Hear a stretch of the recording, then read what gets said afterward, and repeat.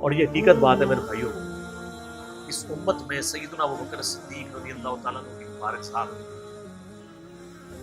نبی صلی اللہ علیہ وآلہ وسلم کے ساتھ اور اللہ کے ساتھ کمٹمنٹ کی ایک اعلیٰ ترین مثال۔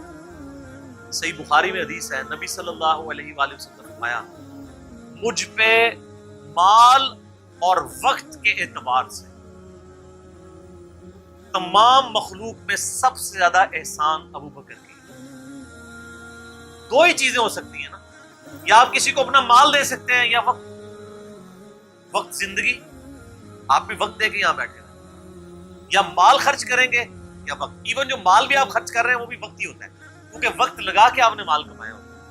نبی علیہ السلام نے فرمایا کہ اپنے وقت اور مال کے اعتبار سے سب لوگوں سے بڑھ کے مجھ پہ احسان ابوبکر ہے۔ اور اگر اس کے ساتھ ہی الفاظ ہے بخاری مسلم میں، حدیث بخاری مسلم دونوں میں، اگر میں دنیا میں اپنا خلیل کسی کو بناتا تو ابوبکر کو بناتا، لیکن میں نے اپنا خلیل اپنے رب کو بنایا۔ سر توحید ہر جگہ اوپر ہے، ان صلاتی و نسکی و محیایا و مماتی للہ رب العالمین، بے شک میری نماز، میری قربانی، میرا جینا، میرا مرنا سب اللہ کا۔ البتہ ابوبکر میرے دین کے اعتبار سے اور مودت کے اعتبار سے میرے دوست، میرے بھائی، لیکن خلیل اللہ ایک نہیں، احسان یہ احسان ہی ہوگا نا، موسن ہی ہوگا نا، احسان بلا۔ ایک روایت ترمذی میں ہے، وہ ضعیف ہے، میں ساتھ بیان کر دوں۔ اس میں الفاظ ہے کہ میں نے دنیا میں ہر شخص کے احسان کا بدلہ اتار دیا سوائے ابوبکر۔ یہ روایت اصول محدثین پہ کمزور ہے، لیکن جو میں نے روایت بیان کی ہے نا وہ صحیح بخاری ہے، وہ اس میں آلموسٹ فٹ ہی نہیں بیٹھتا۔ سیدنا ابوبکر صدیق رضی اللہ تعالیٰ نے کوئی موقع نہیں جانے دیا نبی علیہ السلام کے ساتھ اپنی کمٹمنٹ میں کہیں پہ بھی کمزوری نہیں دکھائی پوری سے۔ آپ کو پتہ ہے صحیح بخاری میں موجود ہے، عروہ ابن زبیر حضرت ابوبکر کا نواسہ کہتا ہے کہ میں نے عبداللہ بن عمر بن عاص سے پوچھا کہ نبی علیہ السلام پہ جو کافروں نے مصیبتیں ڈھائی تھیں ان میں سے مشکل وقت ہمیں بتائیں۔ احد کا وقت تو سب کو پتہ ہے، تو انہوں نے کہا مجھے وہ وقت یاد ہے کہ مکے کا دور تھا، تو عقبہ ابن ابی معیط جس نے ایک دفعہ نبی علیہ السلام کے، صحیح بخاری مسلم میں آتا ہے کہ کندھے پہ پوجڑی لا کے اونٹنی رکھ دی تھی، پھر سیدہ فاطمہ آئی اور انہوں نے ہٹائی۔ اس نے نبی علیہ السلام کے گردن میں ایک دفعہ چادر ڈالی، صحیح بخاری میں آتا ہے، اور اتنی زور سے کھینچی، گلا دبایا، قریب تھا کہ آپ کی مبارک آنکھیں باہر نکلی۔ اتنے میں سیدنا ابوبکر صدیق وہاں آئے اور انہوں نے اس کو مار کے ہٹایا، اور قرآن کی آیت پڑھی، کیا تم ایک شخص کو صرف اس لیے مار دینا چاہتے ہو کہ وہ کہتا ہے کہ میرا رب اللہ ہے؟ واپس چلے جاؤ، ہمیں آپ سے کوئی جھگڑا نہیں۔ کیا تم اس کو نقصان پہنچاؤ گے جو یہ کہتا ہے کہ میرا رب ایک ہے؟ اور جب ہاشم قبیلے والے یہ بات سنیں گے تو کیا ہوگا؟ اس کا انجام جانتے ہو، ہزاروں لوگ مارے جائیں گے۔ اور پھر اس کے بعد جو حضرت ابوبکر کی پٹائی ہوئی وہ الگ چیز، لیکن وہ اس لیول کے اوپر اپنی جان نثار کرنے کے لیے تیار ہوتے ہیں۔ غزوہ احد کے موقع پر صحیح بخاری میں آتا ہے کہ 12 بندے صرف نبی صلی اللہ علیہ وسلم کے ساتھ رہ گئے تھے 700 میں سے، اور ان 12 میں حضرت ابوبکر بھی شامل تھے، حضرت علی بھی تھے، حضرت عمر بھی تھے۔ اس وقت بھی کمٹمنٹ آپ دیکھ لیں، پیچھے نہیں بالکل۔ ہر موقع پہ جہاں پہ قربانی کا موقع آیا پوری کمٹمنٹ کے ساتھ نبی صلی اللہ علیہ وآلہ وسلم کے ساتھ۔ حضرت عمر بن عاص کہتے ہیں بخاری اور مسلم دونوں میں، نبی علیہ السلام نے مجھے ایک لشکر روانہ کیا تو اس لشکر کا امیر بنایا، تو مجھے یہ زوم ہوا کہ میں حضور کا بڑا لاڈلا ہوں۔ تو میں نے کہا یا رسول اللہ صلی اللہ علیہ وسلم آپ کو لوگوں میں سب سے بڑھ کے محبوب کون ہے؟ تو فرمایا عائشہ سلام اللہ علیہ۔ تو میں نے کہا نہیں یا رسول اللہ میں مردوں میں پوچھا، تو کہا اس کا باپ ابوبکر۔ پوچھا اس کے بعد، کہا عمر۔ اور پھر کہتے ہیں میں حضور سے پوچھتا گیا، آپ نام لیتے کہ میرا نام کوئی نہیں لیا، پھر میں خاموش ہو گیا کہیں میں ان بندوں میں شامل ہی نہ ہوں۔ صحیح بخاری میں آتا ہے عبداللہ بن عمر رضی اللہ تعالیٰ عنہ کہتے ہیں کہ ہم نبی علیہ السلام کی موجودگی میں یہ کہا کرتے تھے کہ رسول اللہ صلی اللہ علیہ وآلہ وسلم کے بعد سب سے افضل ابوبکر ہیں، اور پھر عمر ہیں، اور پھر عثمان، اور اس کے بعد ہم صحابہ میں تفریق نہیں کیا کہ کون کس سے اوپر ہے، ان تینوں۔ لیکن یہاں پہ میں ایک ٹیکنیکل مسئلہ آپ کو بتا دوں کہ جب کبھی بھی صحابہ میں فضیلت کی بات ہو رہی ہوتی ہے نا، تو وہ ایکسکلوڈنگ اہل بیت ہوتا ہے، کیونکہ صحابہ کرام بھی اہل بیت کو ایک الگ سے آئیڈینٹی تصور کرتے تھے، اور محدثین، ورنہ تو ظاہر ہے کہ صحیح بخاری میں ہے، مسلم میں بھی، کہ فاطمہ میرے جگر کا ٹکڑا ہے، جس نے فاطمہ کو تکلیف دی اس نے مجھے تکلیف دی۔ سیدنا ابو بکر بھی کبھی یہ جرت نہیں کریں گے کہ کہیں کہ میں رسول اللہ کو فاطمہ سے بڑھ کے پاؤں، کبھی بھی نہیں یہ جرت کریں گے۔ اس کے الٹ آپ کو حدیث بخاری مسلم میں مل جائیں گی، وہ ٹاپک الگ ہے۔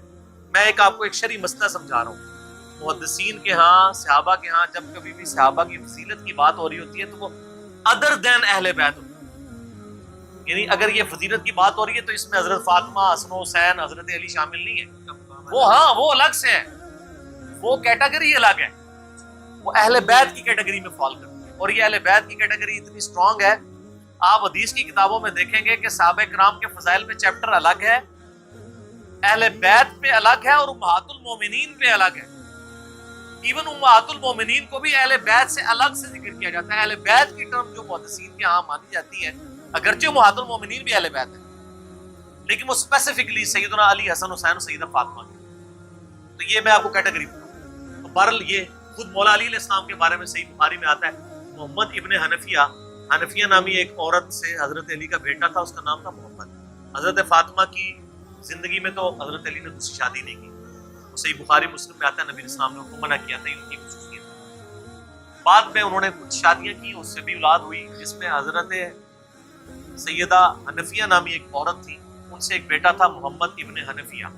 صحیح بخاری میں آتا ہے حضرت ابوبکر کے فضائل کے چیپٹر میں کہ محمد ابن حنفیہ کہتا ہے کہ میں نے اپنے والد علی ابن ابی طالب سے پوچھا، ابا جان بتائیں رسول اللہ کے بعد اس امت میں سب سے افضل کون ہے؟ انہوں نے کہا ابوبکر۔ تو میں نے پوچھا اس کے بعد؟ فرمایا عمر۔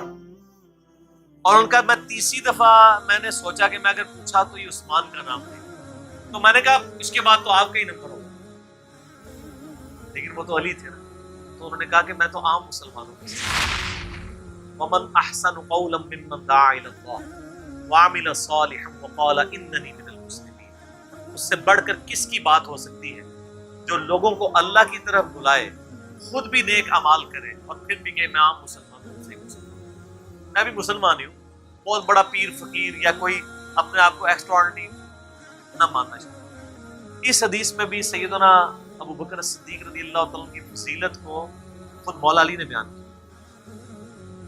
پھر بخاری مسلم کو جو حدیث ہے سقیفہ بنی ساعدہ والی، تو اختلاف ہوا تھا، اس میں آپ کو پتا ہے سیدنا علی نے بیعت نہیں کی تھی حضرت ابوبکر کی 6 مہینے تک، بخاری مسلم دونوں میں آتا ہے۔ پھر سیدہ فاطمہ بیمار ہو گئی، ان کی تیمارداری کرتے رہے، پھر سیدہ فاطمہ فوت ہو گئی، بخاری مسلم کے الفاظ ہیں۔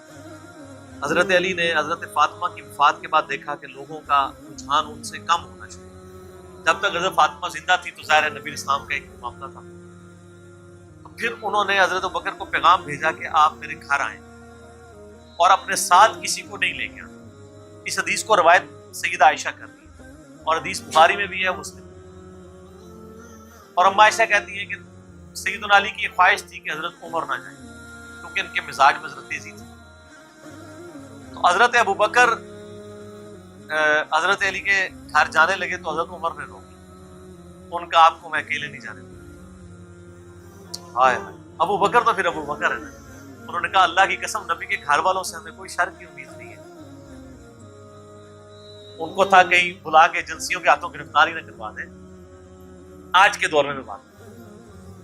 تو حضرت بکر اکیلے گئے، سیدنا علی نے حضرت بکر سے کہا کہ اللہ نے جو آپ کو ہم پہ فضیلت دی ہے اس امر خلافت، ہمیں آپ سے کوئی حسد نہیں، لیکن نبی علیہ السلام کی قربت کے ناطے اور آپ کے اہل بیت ہونے کے ناطے ہم یہ سمجھتے ہیں کہ ہمیں اس مشورے میں شامل کرنا چاہیے تھا۔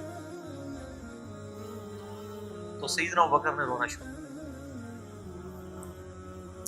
رونے کا مطلب یہ تھا کہ انہوں نے اس چیز کو ایکسیپٹ کیا کہ یہ ٹیکنیکلی مسئلہ مس ہینڈل، لیکن وہ کیوں ہوا وہ میں نے پورا 3 گھنٹے کا لیکچر ریکارڈ کروایا، مسئلہ 55B، وصی رسول کون ہے اور حدیث قرطاس کا تحقیقی جائزہ۔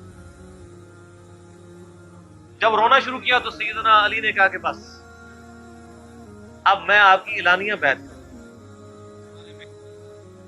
کہ آپ رسول اللہ کے خلیفہ ہیں،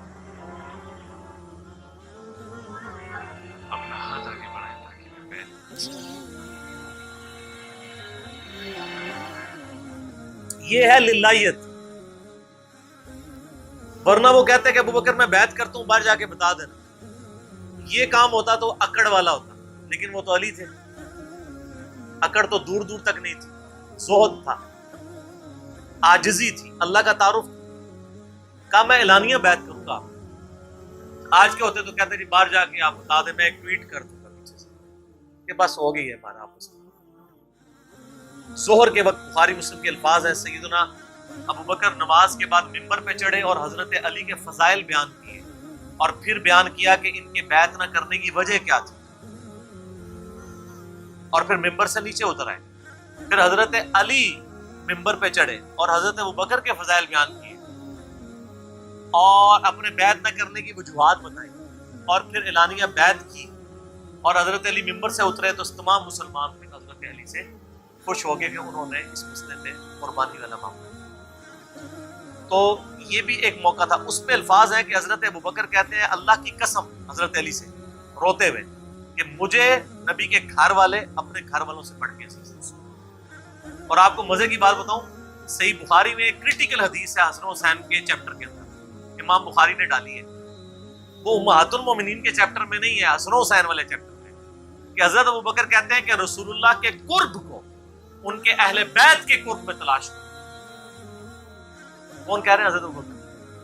اور اہل بیت سے مراد کون؟ سیدنا حسن حسین، کیونکہ امام بخاری نے اس حدیث کو، حضرت ابو بکر کے قول کو، حضرت حسن حسین والے چیپٹر میں لیا کہ محمد صلی اللہ علیہ وآلہ وسلم کی قربت کو ان کے اہل بیت کی قربت میں تلاش کرو۔ تو سیدنا ابو بکر صدیق رضی اللہ تعالیٰ عنہ کو نبی الاسلام سے نسبت رکھنے والی ہر چیز بڑی بڑھ کر معمول، چاہے وہ آپ کے اہل بیت ہوں یا آپ صلی اللہ علیہ وآلہ وسلم کی قریبی کو رشتہ دار ہوں، ہر معاملے میں۔ اس لیے آپ دیکھیں نا، کمپرومائز آپ کو کہیں نظر نہیں آتا۔ سر بخاری میں آتا ہے کہ صلح حدیبیہ کے موقع پر حضرت عمر سے بھی تھوڑی سی مس ہینڈلنگ ہوگی، یا رسول اللہ ہم کیا حق پہ نہیں ہیں، پھر دب کے کیوں صلح کر رہے ہیں؟ حضور نے فرمایا کہ میں اللہ کا پیغمبر ہوں۔ پھر بھی تسلی نہیں، حضرت ابو بکر کے پاس آئے، پھر حضرت ابو بکر نے ڈانٹا۔ وہ اللہ کے رسول ہیں، وہ وہی کرتے ہیں جو اللہ حکم دیتا ہے، تو وہ جو کچھ کہیں اسے بلا شک مان لو کہ عمر وہ اللہ کے پیغمبر ہے۔ اور حضرت عمر کہتے ہیں مجھے پوری زندگی اس چیز کا غم رہے گا کہ میں نے بڑی جرأت دکھائی۔ الٹیمیٹلی ثابت ہوا کہ صلح حدیبیہ والا جو معاملہ تھا وہ مسلمانوں کے حق میں شامل ہوا، لیکن حضرت بکر کا آپ ایمان کا لیول دیکھیں کہ وہ سرکمسٹانسز پہ نہیں جاتے تھے، وہ کہتے تھے اللہ کے پیغمبر نے فیصلہ کیا، الٹیمیٹلی اسی میں خیر ہو۔ ان کا ایمان اس لیول کا تھا کہ وہ عقلی دلائل کو بعد میں رکھتے، اور وہاں پہ بھی آپ کو نظر آیا، اور انہوں نے حضرت عمر کو کہا کہ عمر وہ اللہ کے پیغمبر ہیں، جو فیصلہ کر رہے ہیں وہ ٹھیک ہے۔ اسی لیے ہر مسئلے میں آپ کو احتیاط کا پہلو نظر آتا ہے۔ پھر بخاری میں آتا ہے جب مرتدین زکات تھے، حضرت عمر جیسے لوگ بھی کہہ رہے تھے اتنے ماضوں پہ آپ جنگ نہ کھولیں، پہلے کچھ قبائل مرتد ہو گئے ہیں، رومن امپائر چڑھی دوڑی ہے، پرشین امپائر کے ساتھ ہم نے سارے معاملات شروع کیے ہوئے ہیں، اتنے ماضوں پہ ہم کیسے لڑیں گے؟ تو سیدنا ابو بکر نے کیا کہا تھا؟ اللہ کی قسم کو رسول اللہ کے زمانے میں جانور دیتا تھا اور اس کے ساتھ ایک رسی بھی دیتا تھا، اور اب نہیں دے گا نا، میں اس کے خلاف بھی قتال کروں، اکیلا مجھے کرنا پڑے گا۔ جس طرح نماز اللہ کا حق ہے، اسی طریقے سے زکوٰۃ بھی اللہ کا حق ہے۔ جو نماز اور زکوٰۃ میں فرق کرے گا میں اس کے خلاف قتال کروں گا۔ وہ ریٹ آف دی گورنمنٹ کو چیلنج کر رہے ہیں۔ مال میں سے حق ہے، اور اللہ ہے جس نے بھی نماز اور زکوٰۃ میں فرق کیا تو میں اس سے قتال کروں گا، اور جو حصہ وہ رسول اللہ کو دیا کرتے تھے اگر اس میں کمی آئی میں پھر بھی ان سے قتال کروں گا، اور اگر انہوں نے معاشرے سے غداری کر۔ حضرت عمر کے الفاظ ہیں بخاری میں کہ اللہ تعالیٰ نے ابو بکر کا سینہ کھول دیا تھا اس مسئلے میں، اور ابو بکر کی باتیں سن کے ہمارا سینہ بھی کھل گیا، حالانکہ پورے صحابہ ایک طرف کھڑے تھے، ابو بکر ایک طرف کھڑے تھے۔ ان کی جو نبی علیہ السلام سے کمٹمنٹ تھی نا، وہ ان کو ہٹنے نہیں دیتی تھی۔ صحیح بخاری میں آتا ہے، آپ کو پتہ ہے لشکر اسامہ کے اوپر بڑے بڑے صحابہ نے اعتراض کیا کہ یہ اسامہ تو کل کا بچہ ہے، 15-16 سال کا، اتنے سینئر صحابہ اس کے انڈر لگا دیے۔ نبی علیہ السلام نے وفات کی وصیت کی تھی کہ لشکر اسامہ بھیجنا ہے، اور رومن امپائر، کیونکہ انہی کے باپ شہید ہوئے تھے نا، زید ابن حارثہ غزوہ موتا کے اندر۔ اب جب وفات نبی اسلام کی وفات ہوئی تو پھر لوگ آ کے لوگ مشورے دے رہے ہیں حضرت بکر کو کہ اب تو آپ نے نصیحت کرنا ہے تو اسامہ کو چینج کر دو. ہائے انہوں نے کہا میں اسامہ کو جس کو نبی الاسلام نے امیر مقرر کیا میں اس کو چینج کروں؟ یہ ہو بھی نہیں سکتا. یہ ان کی کمٹمنٹ کا لیول تھا. تراویح کی جماعت نہیں شروع کرائی سر, کمٹمنٹ کا لیول دیکھ. نبی الاسلام نے نہیں کری, میں نے بھی نہیں کرانی. حضرت عمر نے بھی 3 سال نہیں کی, بعد میں کروائی, لیکن اس میں ساتھ ہی انہوں نے, صحیح بخاری میں موجود ہے کہ اس سے افضل یہ ہے کہ جو رات کے آخری پہر میں اٹھ کے گھر میں نماز پڑھ لیں. یہ صرف جواز کیا تھا. لیکن حضرت ابوبکر کی احتیاط کا لیول آپ دیکھیں, انہوں نے تراویح کی جماعت بھی شروع کروائی کہ نبی الاسلام نے نہیں کروائی, میں کیوں کرواؤں. بخاری میں الفاظ ہیں, اما عائشہ کہتی ہیں نبی الاسلام نے جب وہ ڈانٹ دیا تھا نا اور کہا تھا گھروں میں نماز پڑھو, تو معاملہ اسی طرح ہی رہا. پھر حضرت ابوبکر نے بھی پوری زندگی کسی کو تراویح پہ نہیں ابھارا, سب لوگ اپنی اپنی پڑھتے. حضرت عمر کے بھی 3 سال گزرے. میں آپ کو یہ بتانا چاہ رہا ہوں کہ حضرت ابوبکر کسی معاملے میں رسول اللہ کو کراس نہیں کرتے. میری اپنی زندگی کا نچوڑ ہے, آپ اختلاف بھی کر سکتے ہیں. میں نے علمی دلائل کے ساتھ یہ چیز درن کی ہے کہ خلفائے راشدین میں 2 بندے ایسے ہیں جنہوں نے کسی جگہ ایک رتی برابر بھی رسول اللہ سے ہٹنے کی کوشش نہیں کی. ایک حضرت ابوبکر اور دوسرے حضرت علی. حضرت عمر اور عثمان کی زندگی میں آپ کو کئی واقعات ایسے ملیں گے کہ انہوں نے اجتہاداً کچھ ایسے کام کیے ہیں جو بعد میں ان کو ریورس کرنے پڑے. انہوں نے اپنے اجتہاد سے کیے, ان کا معاملہ اللہ کے ساتھ. لیکن حضرت ابوبکر اور حضرت علی جو تھے, یہ 2 پرسنالٹیز ایسی تھیں کہ ان میں جو سنت کو فالو کرنے کی کمٹمنٹ تھی نا, وہ ایسی تھی کہ وہ اپنی عقل کو دوسرے نمبر پہ رکھتے تھے. ابو داؤد میں حدیث نہیں, حضرت علی کہتے ہیں اگر عقل پہ جانا ہوتا نا تو میں پاؤں کے نیچے کا مسا رکھتا موزوں پہ, کیونکہ وہ گندا تو وہ ہوتا ہے ایسا. لیکن سنت کہتی ہے اوپر, کہتا ہوں اوپر. حج تمتع ایون صحیح بخاری میں آتا ہے جب قرآن جمع کرنے کی باری آئی تو کس نے مخالفت کی؟ حضرت ابوبکر نے. میں وہ کام کیوں کروں جو رسول اللہ نے نہیں کیا.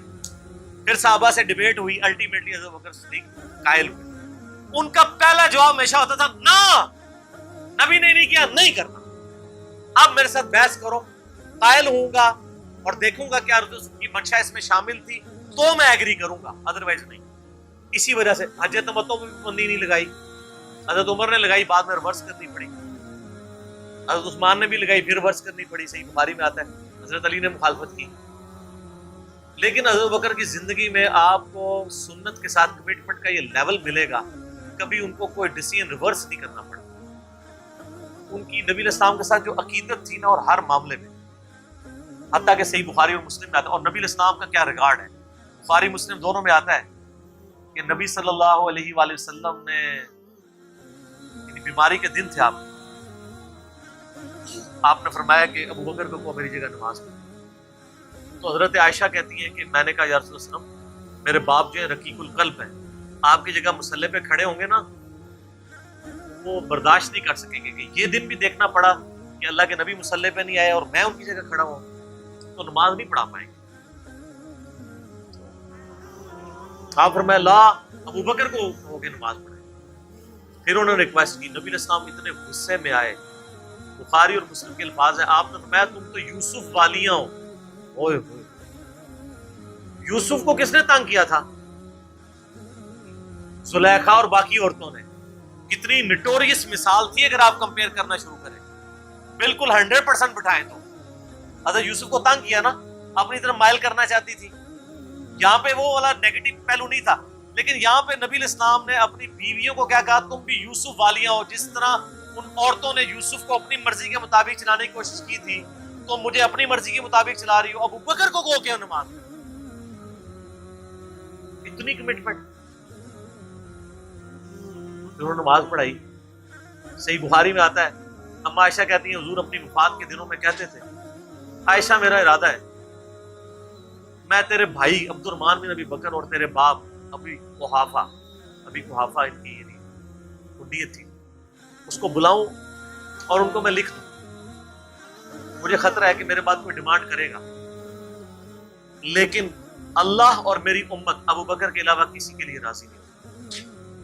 یہ تو بعد میں پتہ چلا نبی الاسلام اشارتاً کیا بات کر رہے ہیں, امر خلاف. اس حدیث کے تحت میں نے 55B مسئلے میں بتایا کہ نبی الاسلام اگر اپنی زندگی میں کسی کو خلیفہ نامزد کرتے تو حضرت ابو بکر کو کر کے جاتے, کیونکہ نبی الاسلام بادشاہ نہیں تھے, اللہ کے پیغمبر. آپ اپنے خاندان میں کبھی بھی یہ معاملہ نہیں کر سکتے، اور یہ بات صحابہ کرام کو پتہ تھی، لیکن جب اللہ نے آپ کو گارنٹی دی کہ اللہ اور میری امت ابو بکر کے علاوہ کسی پہ راضی نہیں ہوگی، تو پھر نبی اسلام نے اس مسئلے کو ان اٹینڈڈ چھوڑا۔ بخاری میں ہی آتا ہے، ایک عورت حضور کے پاس آئی اور کہا یا رسول اللہ آپ فوت ہو جائیں اور میں اس کے بعد آؤں اور آپ کو نہ پاؤں، تو فرمایا ابو بکر سے مل میرے پاس۔ اشارے تو کافی آپ نے چھوڑے ہوئے اس حوالے سے۔ صحیح بخاری مسلم میں حدیث ہے، نبی علیہ السلام ایک باغ میں بیٹھے تھے، ابو مساشری کہتے ہیں، دروازے پہ دستک ہوئی، آپ فرمایا جو کوئی بھی ہے اسے جنت کی بشارت دے دو۔ کہا دروازہ کھولا سیدنا ابو بکر، میں نے کہا رسول اللہ صلی اللہ علیہ وسلم نے جنت کی بشارت دی، تو انہوں نے کہا تکبیر بلند کی اور اللہ کا شکر ادا کیا، اللہ اکبر کبیرہ والحمدللہ کثیرا۔ نبی علیہ السلام کنویں کی منڈیر پہ بیٹھے ہوئے تھے، آپ نے ابو بکر کو اپنی دائیں جانب بٹھا لیا، ٹانگیں لٹکا کے، تو پرانے زمانے میں بڑے کنویں ہوتے تھے، چھوٹی سی دیوار باہر نکلی، پھر تھوڑی دیر بعد دستک ہوئی، آپ فرمایا اب بھی جو آتا ہے جنت کی بشارت ہے۔ دروازہ کھولا سیدنا عمر، ان کو بشارت دی، انہوں نے بھی پھر اللہ کی حمد اور تکبیر بلند کی۔ پھر تیسری دفعہ دستک ہوئی، فرمایا اب جو کوئی ہے اسے جنت کی بشارت دو، لیکن ان مصیبتوں اور پریشانیوں کے ساتھ جو اسے آئیں گی۔ دروازہ کھولا تو سیدنا عثمان، انہوں نے اللہ کی حمد بیان کی اور کہا میں اللہ کی پناہ میں آتا ہوں ان فتنوں سے اور پریشانیوں سے جسے مجھے اس کا سامنا کرنا۔ حضرت عمر کو حضور نے بائیں جانب بٹھا لیا، اب دائیں اور بائیں جگہ ختم ہو گئی تھی، تو حضرت عثمان سامنے آ کے بیٹھ گئے۔ راوی کہتے ہیں کہ میں نے اس سے یہ رزلٹ نکالا ہے کہ ابو بکر و عمر رسول اللہ کے ساتھ دفن ہو گئے اور حضرت عثمان کی قبر رسول اللہ کے سامنے تھی۔ سر آج بھی میں حضرت عثمان غنی کی قبر مبارک پہ کئی دفعہ حاضر ہوں، ایگزیکٹ روضہ شریف کی سیدھ میں قدموں کی جانب، اور ابو بکر عمر صاحب قبر رسول پہ میری حاضری والا لیکچر بھی ہے، میں نے باقاعدہ اس میں نقشہ بتایا ہے کہ کس طریقے سے قبریں ہیں۔ یہ بہت بڑی فضیلت ہے کہ سیدنا ابو بکر عمر نبی علیہ السلام کے ساتھ دفن ہوئے اس جنت کے ٹکڑے میں۔ تو بخاری میں حدیث ہے، میرے گھر سے میرے ممبر تک جنت کے ٹکڑوں میں سے ایک ٹکڑا ہے، اور امام بخاری نے باب باندھا ہے قبر رسول سے ممبر رسول جنت کا ٹکڑا ہے۔ اسی جنت کے ٹکڑے میں سیدنا ابو بکر عمر کی قبر ہے نبی علیہ السلام کے ساتھ، اور الٹیمیٹلی سیدنا عیسیٰ ابن مریم کی قبر بھی وہاں پہ۔ یہ قبریں اس طرح ہے کہ نبی علیہ السلام کی قبر مبارک سب سے آگے ہے، یعنی جب ہم حاضری دیتے ہیں تو قبلے کی رخ ہماری پیٹھ ہوتی ہے، تو روضہ شریف کی طرف ہمارا یعنی مبارک جالیوں کی طرف ہمارا رخ ہوتا ہے، تو سب سے آگے نبی علیہ السلام کی قبر ہے۔ نبی علیہ السلام کا جہاں پہ آپ سمجھ لیں سینے کا نچلا ناف والا حصہ بنتا ہے نا، وہاں حضرت ابو بکر کا سر ہے اور ان کی ٹانگیں اور آگے، یعنی ادبن ان کو تھوڑا پیچھے کر کے دفنایا گیا، یہاں سے بھی پیچھے اور ادھر سے بھی سیدھ میں نہیں، اور جہاں حضرت ابو بکر کی ناف آتی ہے وہاں حضرت عمر کا سر ہے، اور وہ اس کی وجہ سے یہاں ایک جگہ خالی ہے، وہ حضرت عیسیٰ ابن مریم کی قبر بنتی ہے، المستدل علاقے میں بھی ہے، جامع ترمذی میں بھی اشارتاً موجود ہے۔ تو یہ قبریں ہیں، 7 دفن ہیں، اور جامع ترمذی میں حدیث ہے نبی علیہ السلام نے فرمایا اے ابو بکر تم میرے یار غار بھی ہو اور حوض کوثر میں بھی میرے یار ہو، صحیح سند کے ساتھ۔ یار غار کا ذکر تو سورہ توبہ میں موجود ہے، ثانی اثنین، جب وہ دونوں غار میں تھے، اور جب نبی علیہ السلام قرآن کے الفاظ ابو بکر کہتے تھے کہ مت خوف کھاؤ، ہمارا رب ہمارے ساتھ۔ صحیح بخاری میں آتا ہے کہ حضرت ابو بکر نے کہا یا رسول اللہ وسلم اگر کفار نے اپنے پاؤں کی جانب سے یوں دیکھ لیا تو ہم دونوں نظر آ جائیں گے۔ ان کا ابو بکر تمہیں غم کھانے کی ضرورت نہیں، تمہارا ان کے بارے میں کیا خیال ہے، ان دونوں کے بارے میں جن کے ساتھ تیسرا اللہ ہو، تو وہیں سے آپ دیکھ لیں۔ صحیح مسلم میں ایک حدیث ہے کہ نبی صلی اللہ علیہ وآلہ وسلم ایک دفعہ ہیرا پہاڑ کے اوپر چڑھے، آپ کے ساتھ سیدنا ابو بکر، عمر، عثمان اور علی اور طلحہ اور زبیر۔ آپ نے فرمایا وہ جو پہاڑ تھا ہیرا پہاڑ وہ بھی وجد میں آ گیا ہوگا، ہلنا شروع کر دیا۔ آپ نے فرمایا تھم جا، تجھ پہ اس وقت نبی، صدیق اور شہداء کے سوا کوئی نہیں، یعنی نبی کون؟ خود نبی صلی اللہ علیہ وآلہ وسلم، صدیق کون؟ سیدنا ابو بکر صدیق، اور باقی سارے شہداء، حضرت عثمان، حضرت علی، طلحہ، سارے شہید ہوئے۔ اچھا یہ صدیق کا لقب بھی ثابت ہے، بخاری مسلم میں آپ کو ویسے تو سیدنا ابو بکر کے نام کے ساتھ صدیق ملے گا، یہ لقب پڑا کہاں سے؟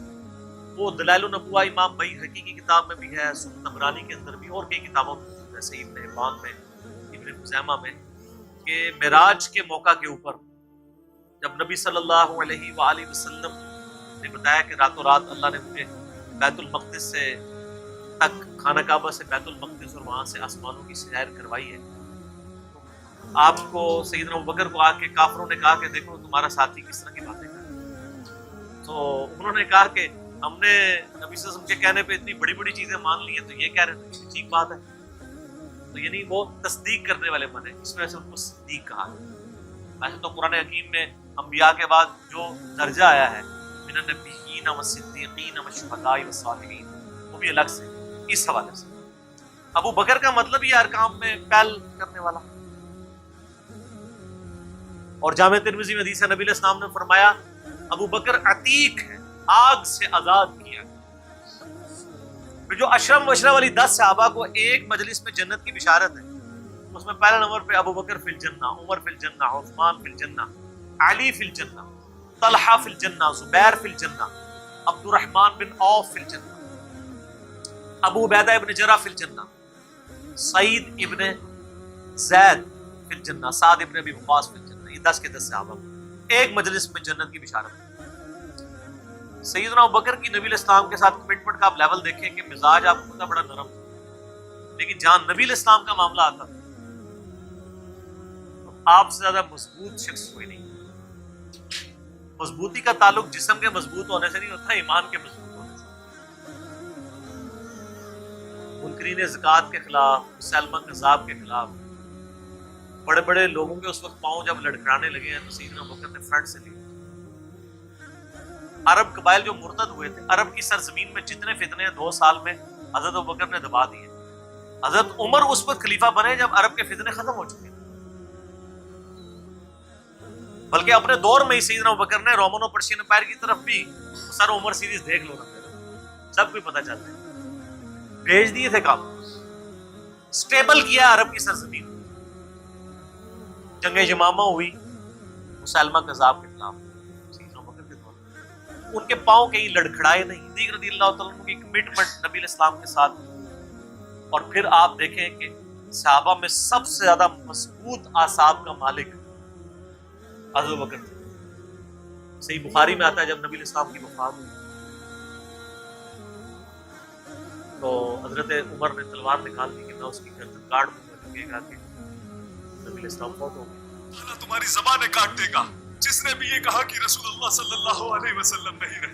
نہ، ان کا یہ عقیدہ تھا کہ جس طرح موسیٰ علیہ السلام 40 دن کے لیے کوہ طور پہ گئے، نبی علیہ السلام پہ ڈورمنٹ پوزیشن میں چلے گئے، واپس آ جائیں گے، کیونکہ انہوں نے نبی علیہ السلام سے سنا تھا کہ رومن اور پرشین امپائر گرے گی، تو وہ یہ فورس ہی کرتے تھے ابھی تو کیسرو کسرا کی جنگیں ہم نے لڑی نہیں ہیں، تو حضور اس سے پہلے کیسے دنیا سے جا سکتے ہیں؟ لیکن اللہ نے تو آپ کو پروفٹ بنوانا تھا نا، کہ آپ کے جانے کے بعد فتوحات کروانی تھی، تاکہ پتہ چلے کہ پیچھے اللہ کھڑا ہے۔ اپنی زندگی میں تو بڑے بڑے بادشاہوں نے فتوحات کی ہیں، نبی علیہ السلام کی تو دعوت کا کلائمیکس حضرت ابوبکر اور پھر حضرت عمر عثمان علی کے دور میں جا کے ہوئے، جبکہ عرب قبائل بھی مرتد ہو گئے، تب بھی اللہ کے پیچھے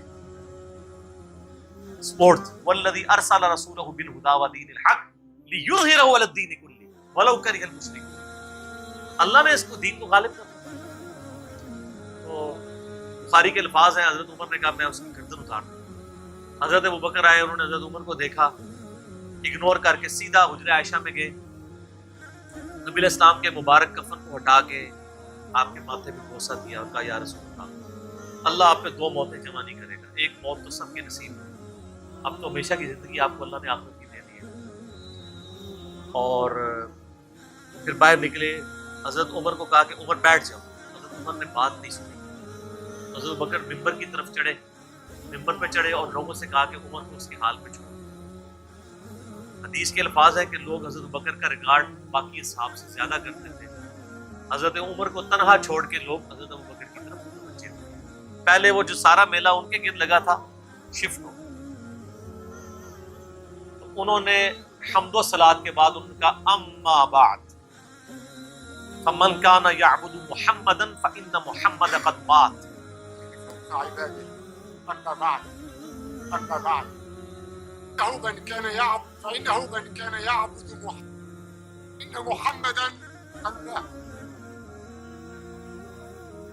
सर कलेजे पे कितना बड़ा पत्थर रखा होगा तो भाई जुमला बोलते हैं कि जो मोहम्मद की इबादत करता था वो जान ले के वमन काना यअबुदुल्लाह, और जो अल्लाह की इबादत करता है जान ले इन्नल्लाह हय्युन ला यमूत, अल्लाह जिंदा है, अल्लाह को أنا يعبد الله الله حي فإن الله حي. क्या तौहीद की तालीमात हैं। हुजूर की मैयत के ऊपर हुजूर के फजाइल नहीं बयान हो रहे, तौहीद बयान हो रही है। Point to be noted. क्यों सर? पहले नहीं इंसानियत ने रिस्क लिया।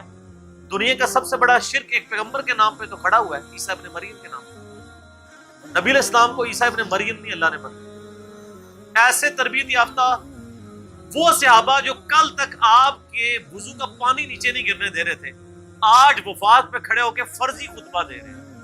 जो मोहम्मद की इबादत करता था जान लो मोहम्मद को मौत, जो अल्लाह की इबादत करता था जान लो अल्लाह से। फिर आयत भी पढ़ी, सिर्फ फर्जी जुमला नहीं बोला।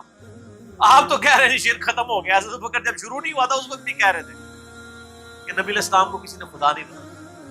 बुखारी हदीस है, देखना मेरी शान को उस तरह बुलंद न करना जिस तरह ईसा इब्न मरियम को लोगों ने किया। मैं अल्लाह का बंदा और उसका रसूल हूं, मुझे अल्लाह का बंदा और उसका रसूल ही कहना।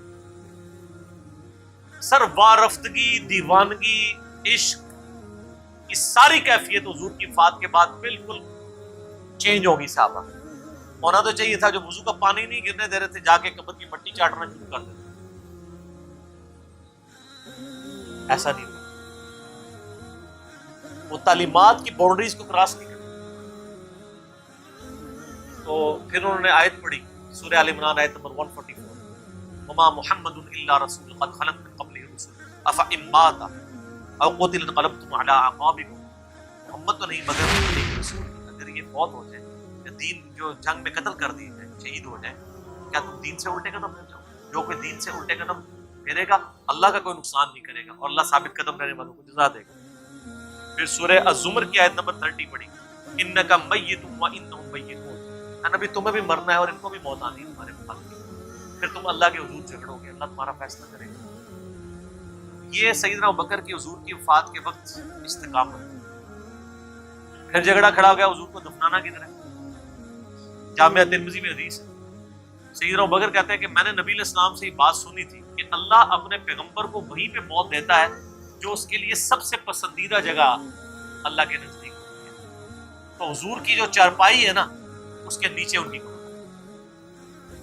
वहां पे अल्लाह ने उनको, पहले सहाबा में राय नहीं तय हो रही थी कहां दफना। फिर सुन्नत साई अल कुबरा के अंदर पूरा वफातुन नबी चैप्टर है, सुन्नत इब्न माजा में भी मौजूद है कुछ हिस्सा उसका। फिर लोगों ने पूछा कि नबी अलैहिस्सलाम का जनाजा होगा? उन्होंने कहा हाँ होगा। उसी तरीके से तकबीर कहो और सूरह फातिहा और उसके बाद दुरूद शरीफ और इस तरीके से 4 तकबीरात पढ़ो। लेकिन एक फर्क था कि नबी अलैहिस्सलाम को प्रोटोकॉल सहाबा ने दिया है कि आपकी जो जनाजे की नमाज है ना वो जमात के साथ थी। सहाबा ने ये प्रोटोकॉल दिया है कि हुजूर की मैयत की मौजूदगी में भी कोई शख्स इमामत न करे। हुजरे में एक तरफ से लोग दाखिल होते थे, अकेले अकेले जनाजा अदा करते थे। तो डिटेल में आता है 2-3 दिन तक जनाजा होता है। पहले मर्द दाखिल हुए, उसके बाद बच्चे, गुलाम, फिर औरतें, इस तरीके से सब जनाजा। ज़ाहिर है 1 लाख से ज्यादा लोग थे जनाजा।